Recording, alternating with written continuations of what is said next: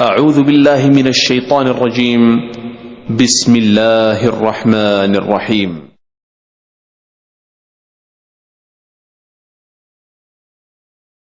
معزز حاضرین، جیسا کہ آپ سب جانتے ہیں کہ یہ محرم کا مہینہ ہے اور 9 تاریخ مکمل ہوئی اور محرم کی 10ویں تاریخ کا یہ آغاز ہے۔ 10 محرم یہ وہ دن ہے جو عظیم دن، اس کو حدیث میں فرمایا، اللہ کے نبی صلی اللہ علیہ وسلم سے روایت کرتے ہیں حضرت عبداللہ بن عباس رضی اللہ تعالیٰ عنہما کہ اللہ کے نبی صلی اللہ علیہ وسلم اس 10 تاریخ کا روزہ رکھتے تھے، چونکہ موسیٰ علیہ السلام نے بھی 10 تاریخ کا روزہ رکھا تھا۔ اس دن میں بہت سارے بدعات بلکہ شرکیات اور کفریات ہوتی ہیں۔ ایک مومن کے پاس جس بات کا علم ہونا چاہیے اور سمجھ ہونی چاہیے وہ یہ کہ وہ بدعات کی شناخت اور بدعات کی پہچان رکھتا ہے۔ یہ وہ ضروری اور واجبی علم ہے جو ہر مومن کے پاس، مسلمان کے پاس ہونا چاہیے کہ اسے بدعات کی شناخت اور پہچان ہو کہ بدعتوں کو کیسے پہچانتا ہے۔ بہت سارے اللہ کے بندے ابھی اس غلط فہمی میں ہیں کہ جب ان سے کہا جاتا ہے کہ یہ بدعت ہے تو وہ کہتے ہیں کہ آپ کی گاڑی بھی بدعت ہے، آپ کا مائک بھی بدعت ہے، آپ کی مسجد بھی بدعت ہے، اور انہیں بدعت سے متعلق شناخت اور پہچان نہیں ہے۔ یہ ضروری علم ہے جو مسلمان کو ہونا چاہیے۔ اگر وہ نہیں جانے گا اسے، اللہ کے نبی صلی اللہ علیہ وسلم خطبۃ الحاجہ میں کہتے تھے وَشَرَّ الْأُمُورِ مُحْدَثَاتُهَا، سب سے بدترین چیز دین میں اضافہ ہے، سب سے بری چیز ہے۔ آپ چوری کو جانتے ہیں، چوری کسے کہتے ہیں، قتل کیا ہے آپ جانتے ہیں، زنا کیا ہے آپ جانتے ہیں، خیانت کیا ہے آپ جانتے ہیں، اور اس سے بھی جو بدتر چیز ہے، اس سے بھی جو خراب چیز ہے آپ وہ نہیں جانتے، تو آپ نے حقیقت میں شریعت کا جو علم آپ کے پاس ہونا چاہیے تھا آپ نے اسے حاصل نہیں کیا۔ بدعات ان تمام گناہوں سے پہلے ہمیں اس کی شناخت ہونی چاہیے۔ نبی اکرم صلی اللہ علیہ وسلم نے بدعات سے متعلق فرمایا من عمل عملا لیس علیہ امرنا فهو رد، اور دوسری روایت میں آپ نے کہا من احدث فی امرنا هذا ما لیس منه فهو رد۔ بڑی جامع تعریف بدعات سے متعلق آپ نے فرمایا من احدث فی امرنا، جو ایجاد کرتا ہے، جو نیا کام کرتا ہے۔ احدث کا معنی ہے ایسا کام جو پہلے نہیں کیا گیا ہے، ایسا کام کرتا ہے فی امرنا، ہمارے دین میں، یعنی دنیا میں نہیں، دنیا میں نیا کام کرے اس سے نہیں روکا گیا ہے۔ آپ نے کہا فی امرنا، ہمارے دین میں کوئی نیا کام کرتا ہے۔ نیا کا مطلب جو نبی نے صحابہ نے نہیں کیا۔ من احدث فی امرنا هذا ما لیس منہ، اور وضاحت سے آپ نے کہا جو اس دین کا حصہ نہیں ہے فهو رد، تو وہ مردود ہے۔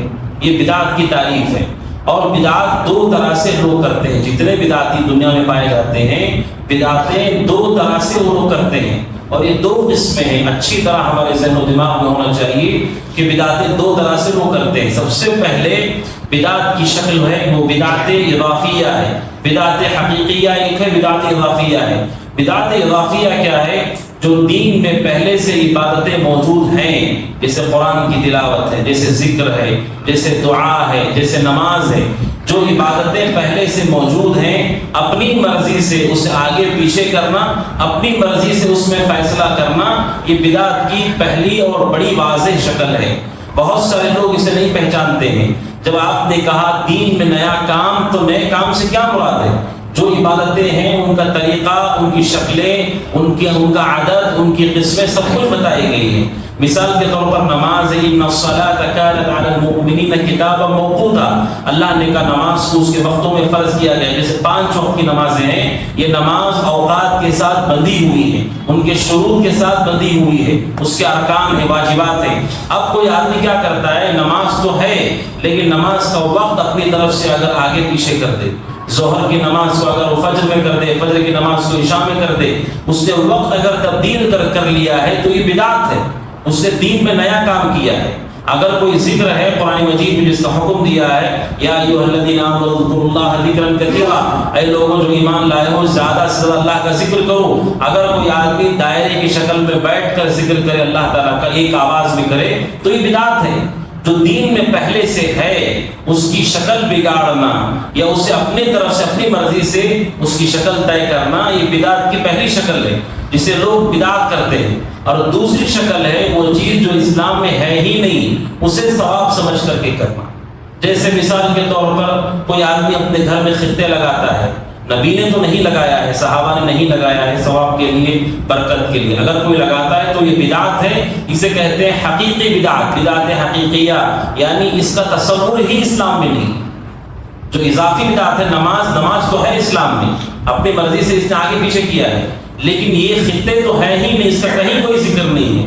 یہ بدعت حقیقیہ ہے، جیسے ماتم ہے، اپنے آپ کو زخمی کر کے اللہ کو راضی کرنے کی کوشش کرنا، اپنی جسم کا خون بہانا، یہ بدعت حقیقیہ ہے۔ اسلام میں ایسی کوئی چیز ہے ہی نہیں، ان لوگوں نے خود ایجاد کی۔ عید میلاد ہے، اسلام میں ایسی کوئی عید ہے ہی نہیں، انہوں نے ایجاد کیا ہے۔ تو بدعت دو طریقے سے بدعتی کرتے ہیں، ایک جو دین میں پہلے سے ہے اسے آگے پیچھے کرتے ہیں، یا دوسرا جو ہے ہی نہیں اسے ثواب کی نیت سے داخل کر کے خود سے عمل کرتے ہیں۔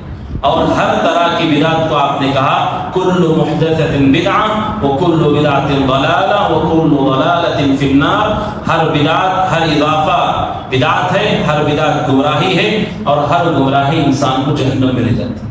تو یہ اچھی طرح ہمارے پاس سمجھ بوجھ ہو۔ ابو داؤد کی حدیث ہے، عبداللہ بن عمر رضی اللہ عنہما کے بازو پہلو میں کوئی آدمی بیٹھا ہوا تھا اور اس نے کہا الحمدللہ، چھینکنے کے بعد الحمدللہ والسلام علی رسول اللہ، الحمدللہ کہنے کے بعد اس نے درود پڑھا۔ تو عبداللہ بن عمر رضی اللہ عنہما نے کہا وَنَحْنُ نَقُولُ الحمدللہ والسلام علی رسول اللہ، عبداللہ بن عمر نے کہا ہم لوگ بھی یہ کہتے ہیں الحمدللہ والسلام علی رسول اللہ، یہ جملہ ہم لوگ بار بار کہتے ہیں، اللہ کی تعریف کرنا، درود پڑھنا، یہ ہمارا طریقہ ہے۔ لیکن عبداللہ بن عمر نے کہا چھینکنے کے بعد جب تم نے پڑھا یہ غلط ہے۔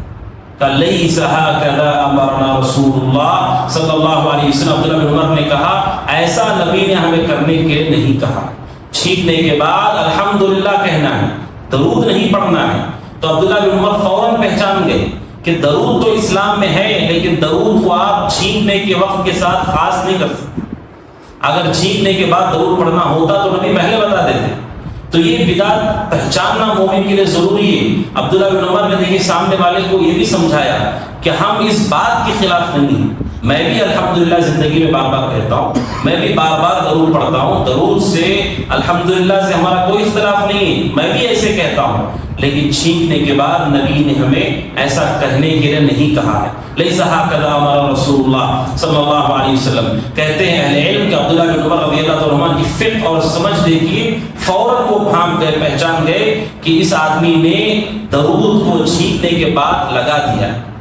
جیسے لوگوں نے وسیلے کو دعا میں جوڑ دیا جبکہ وسیلہ دعا میں نہیں ہے، انہوں نے ایڈ کیا اس کو، اسی طرح اس آدمی نے درود کو ایڈ کر دیا چھینکنے کے بعد، جو کہ بدعات میں سے، جیسے نبی نے کیا ہے، جس طرح سے آپ نے حکم دیا ہے ویسے ہی اس کو باقی رکھا جائے۔ اور یہی کام عبداللہ بن مسعود رضی اللہ عنہ نے کیا جب ان کو بتایا گیا کہ کوفہ کی مسجد میں لوگ کنکریوں پر ایک ساتھ ایک آواز میں ذکر کر رہے ہیں، تو حضرت عبداللہ بن مسعود نے اسے بدعت قرار دیا، جبکہ وہ اللہ کا ذکر ہے۔ یعنی ذکر سے اختلاف نہیں ہے، ذکر کے طریقے سے اختلاف ہے، ذکر کے ساتھ آپ نے اپنی مرضی جو چلائی ہے اس سے اختلاف ہے۔ عبادت کرنا اور عبادت کو جیسے اللہ اس کے رسول نے کہا ہے ویسے کرنا، یہ طریقہ برحق طریقہ ہے۔ عبادت کو کہہ کر کے اپنی مرضی سے طے کرنا، اپنی مرضی سے کر لینا، یہ بدعت کا دروازہ ہے۔ تو ان دو طریقوں سے بدعتی امت میں داخل ہوتی ہیں۔ مومن کو سمجھ بوجھ ہونی چاہیے کہ وہ دیکھ کر کے پہچانے کہ یہ بدعت ہے، اور یہ بدعت انسان کو ہلاک کر دیتی ہے اور اسے گناہوں میں ڈھکیلتی ہے اور اسے جہنم کے راستے کی طرف لے جاتی ہے۔ اور بدعت کا معاملہ اس لیے بھی خطرناک ہے کہ عام طور پر لوگ بدعت سے توبہ نہیں کرتے الا من رحم اللہ، کیونکہ وہ ثواب سمجھ کے کرتے ہیں، وہ ثواب سمجھ کر کے کرتے ہیں۔ اسی لیے سفیان ثوری رحمہ اللہ کہتے ہیں بدعت ابلیس کو گناہوں سے زیادہ پسند ہے۔ ابلیس کی خواہش ہے کہ لوگ گناہوں سے پہلے بدعت کریں، کیونکہ گناہ کرنے والے کے دل میں کہیں نہ کہیں ہوتا ہے کہ یہ غلط ہے، کبھی نہ کبھی مجھے توبہ کرنی چاہیے، اسے شرم بھی آتی ہے۔ لیکن بدعت کرنے والے کو دل میں شرم بھی نہیں آتی، اسے سمجھ میں آتا ہے کہ میں تو اس سے اچھا کام، میرے سے بہتر کون ہے؟ قبر کے پاس بیٹھ کر کے، مزاروں کے پاس بیٹھ کر کے ذکر پڑھ رہا ہے، اسے لگتا ہے کہ میں تو ثواب کا کام کر رہا ہوں، وہ کیسے توبہ کرے؟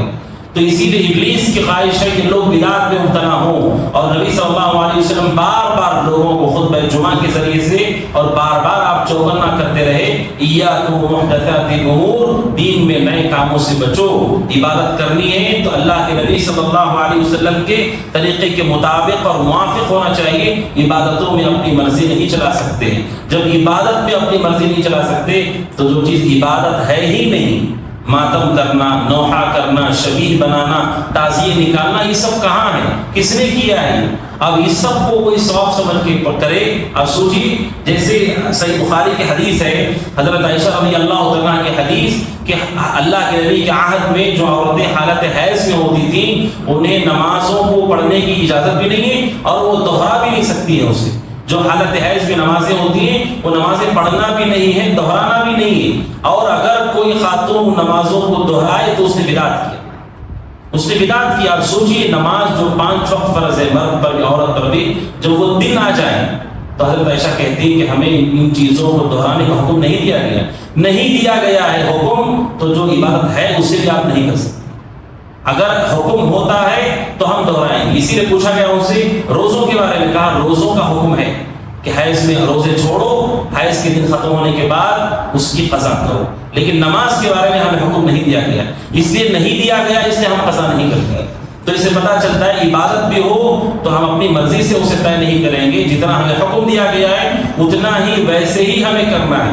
اگر کوئی عشاء کی نماز 2 3 بار پڑھے تو وہ بدعت ہے، ظہر کی نماز 2 4 بار پڑھے تو بدعت ہے، ظہر ایک ہی ہے دن میں ہو گیا تو بس ختم، اس کو آپ دوہرا نہیں سکتے اسے۔ تو یہ بدعت سے متعلق احساس ہمارے اندر ہو اور اس میں اگر تبدیلی ہو تو بدعت کو فوراً پہچاننا ایک مومن کی ذمہ داری۔ اللہ عز و جل سے دعا کہ اللہ تعالیٰ ہمیں بدعت کی تمام قسموں سے محفوظ رکھے، آمین۔ هذا وصلی اللہ وسلم علی محمد وعلی آلہ وصحبہ اجمعین۔ السلام علیکم ورحمۃ اللہ وبرکاتہ۔